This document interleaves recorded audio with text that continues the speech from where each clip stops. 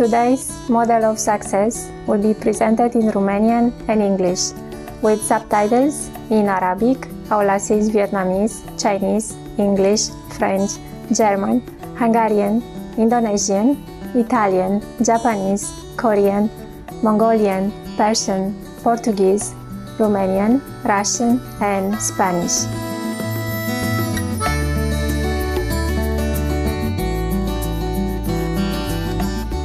Dragi telespectatori, bine ați venit la episodul săptămânal de azi, Modele ale succesului, care îl prezintă pe Constantin Brâncuşi, un sculptor extraordinar din România. Constantin Brâncuşi, recunoscut în lume simplu ca Brâncuşi, s-a născut în 1876 în regiunea frumoasă a Olteniei din România. Familia sa țărănească era dintr-un sat mic numit Hobița, situat aproape de munții Carpați, o regiune cunoscută pentru bogăția în tradiția sculpturii în lemn și alte meșteșuguri. În ciuda poziției sociale a familiei sale, Brâncuşi a reușit să ajungă în capitala regiunii, Craiova, și să intre la Școala de Arte și Meșteșuguri din Craiova. Noi am discutat cu doamna dr. Sanda Miller, lector în media și arte vizuale la Universitatea Solent Southampton din Marea Britanie și autoarea cărții Constantin Brâncuşi, A Survey of His Work, care o să ne spună mai multe despre viața și munca acestui artist renumit.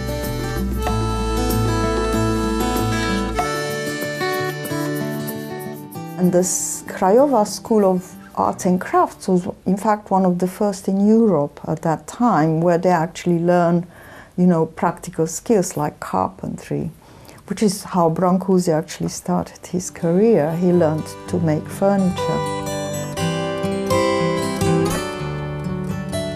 Mai târziu, Brâncuşi a urmat Institutul de Arte Plastice din București și a studiat sculptura tradițională. În 1903, el s-a dus mai întâi la München, în Germania, și apoi a călătorit la Paris, în Franța, în 1904.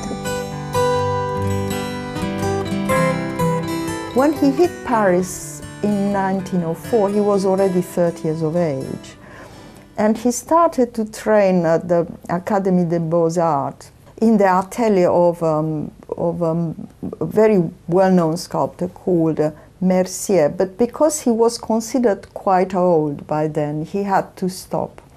So very quickly he stopped this training, and then he actually set up as a sculptor in Paris, and it was very, very difficult for him.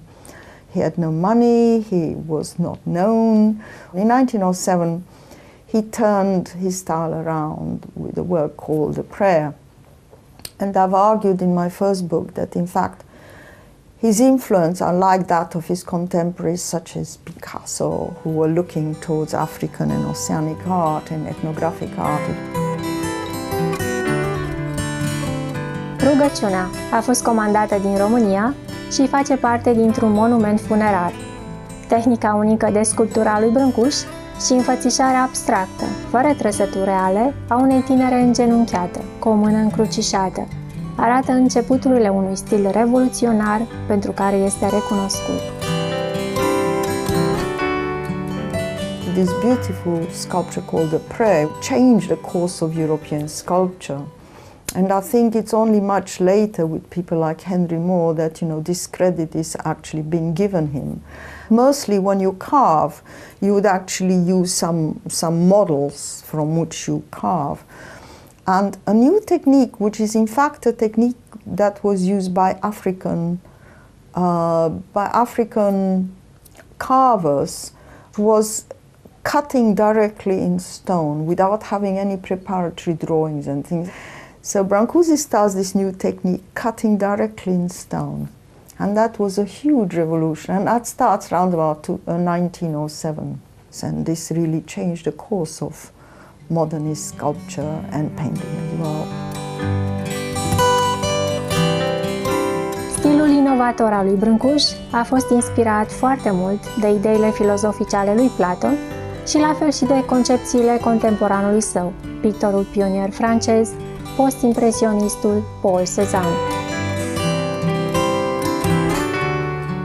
It was influenced by Platonic ideas of essences, what he calls the ideal forms, which in ordinary language would be called perhaps general concepts or universals, so that, you know, the idea of uppleness, the idea of courage, you know, they are kind of general concepts or essences. So when he moved from the Maestra to the bird in space, you know, he said, I want to capture in this the essence of flight.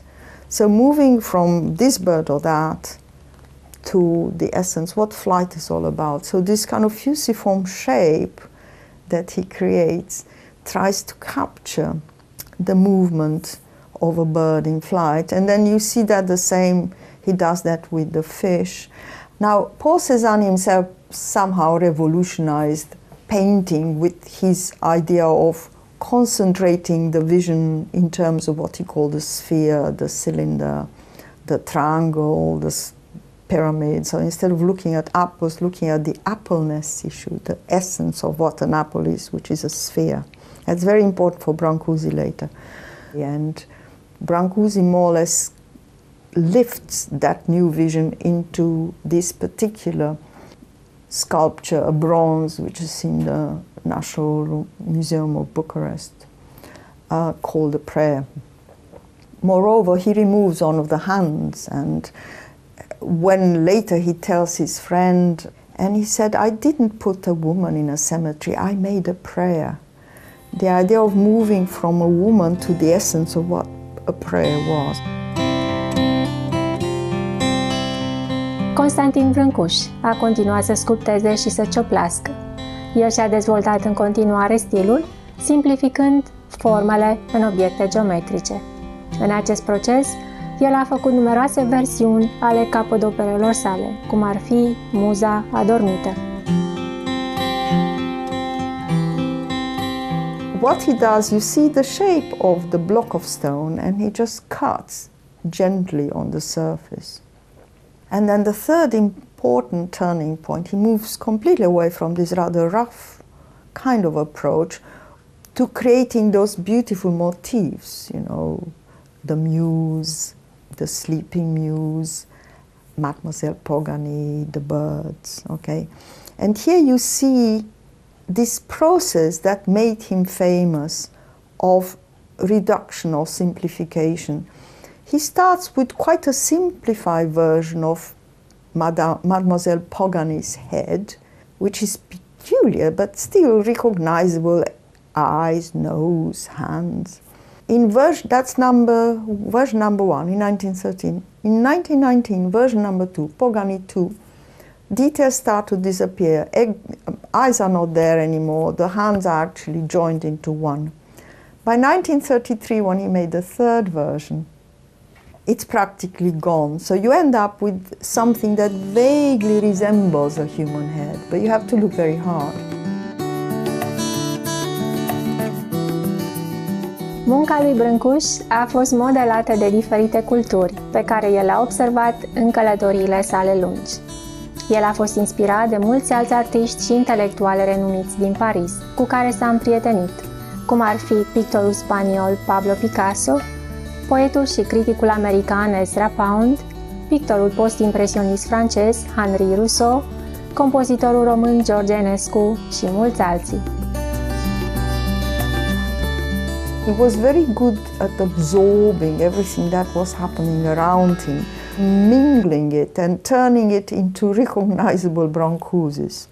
It was my personal contribution that at the point when he was making a work such as The Wisdom of the Earth, in 1909, he was looking at Egyptian sculpture in the Louvre.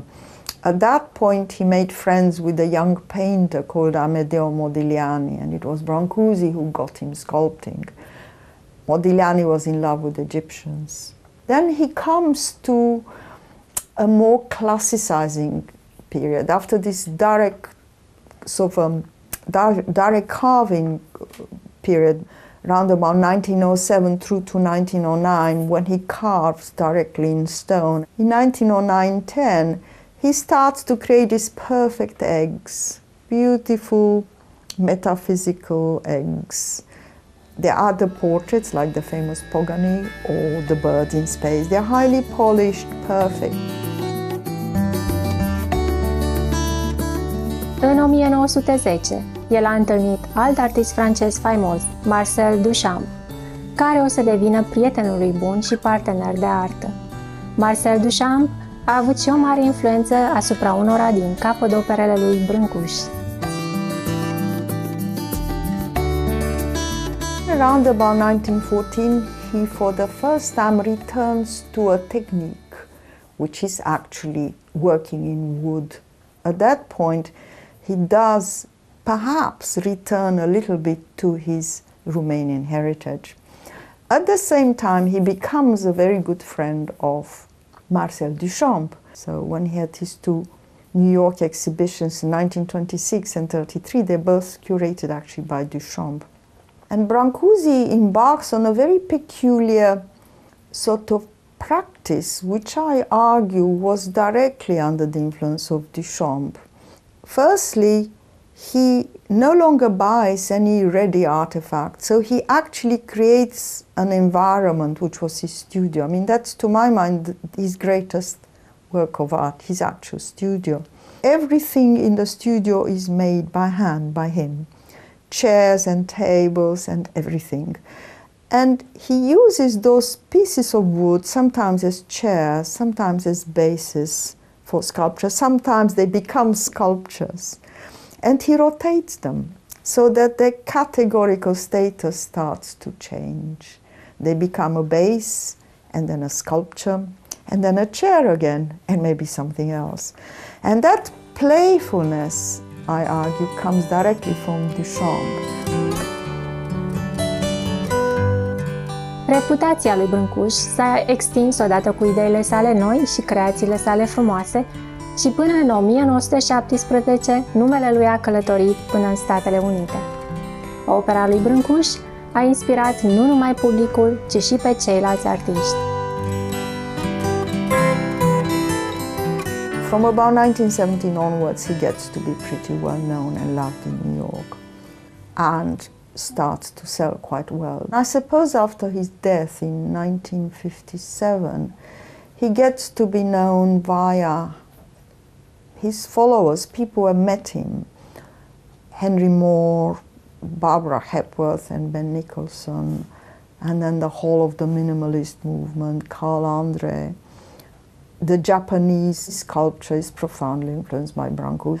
He was very influential on, to my surprise actually, on the minimalist movement. And Carl Andre, when he created that very famous work, which is I think called Lever, which was shown in the Jewish Museum in New York in 1965, which was just a kind of very long line, actually was made of bricks. So just a horizontal line that crossed the whole of the gallery. And he said, well, you know, I put on the floor Brâncuşi's infinite column.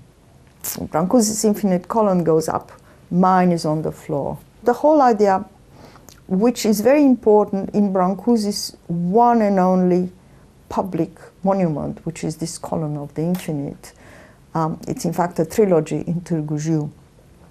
The whole idea that this column was modular, based on a module which was repeated 33 times. And the whole of minimalist sculpture is based on a module, a repeatable module. So, you know, you have a shape which is then endlessly repeated. So they always claim, you know, people like Sol LeWitt or Dan Flavin, and certainly Carl Andre, that this modular approach to sculpture comes in fact from Brâncuşi's specific column of the infinite. Deși Constantin Brâncuşi a avut mulți prieteni talentați și exemple care i-au provocat creativitatea lui excepțională, poate că cea mai adâncă și cea mai importantă sursă a inspirației a fost credința lui în Dumnezeu.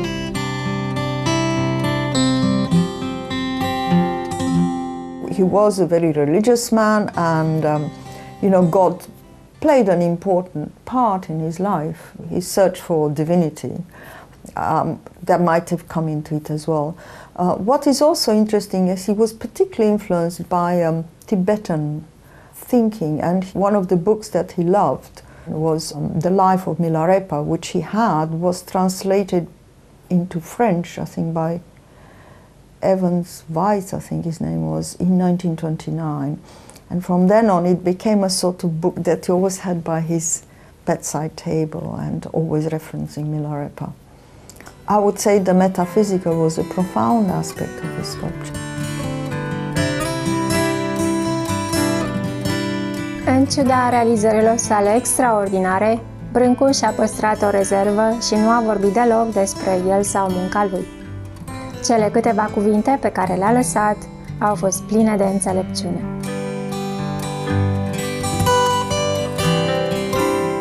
He never talked about his work, very little, so in a way that remains mysterious. But he left us a handful of aphorisms, sayings like, and this is one very famous one, which is pretty well known.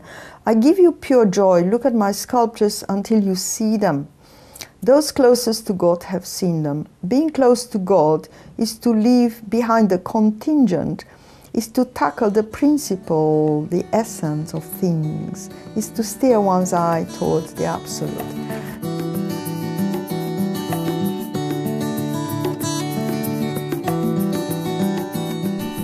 Dr. Sander Miller's Constantin Brâncuşi, a survey of his work, Clarendon Studies in the History of Art, may be purchased at www.amazon.com.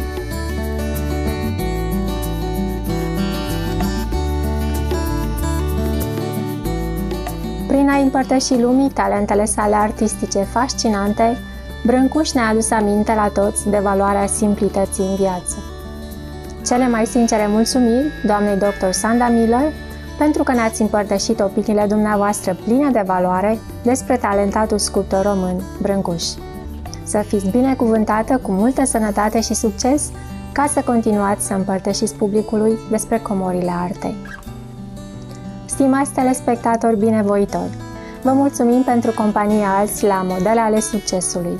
Rămâneți cu noi pe Supremaster Television pentru vegetarianismul, felul nobil de a trăi, care va urma după știrile care contează. Fie ca raiul să ne îndrume pe toți pe calea bunătății și iubirii. Benevolent viewers, thank you for joining us today for Models of Success. Please stay tuned to Supremaster Television for Vegetarianism, the Noble Way of Living, coming up next after the noteworthy news. May heaven guide all of us on the path of goodness and love.